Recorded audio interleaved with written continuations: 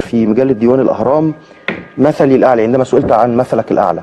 أولا والدي هو مثلي الأعلى رقم واحد، وبعده الرئيس مبارك لجمعه ما بين الحزم والرفق. شفت أنا قلت إيه؟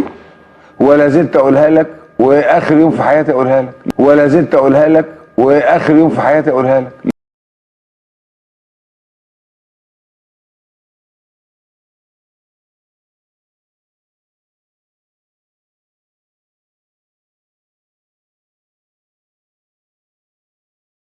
ولا زلت أقولها لك وآخر يوم في حياتي أقولها لك، لسبب إنه كان عنده جرأة غريبة جدا.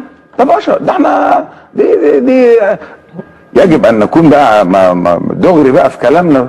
عنده قدرة خطيرة على التفرقة بين العلاقة والعمل.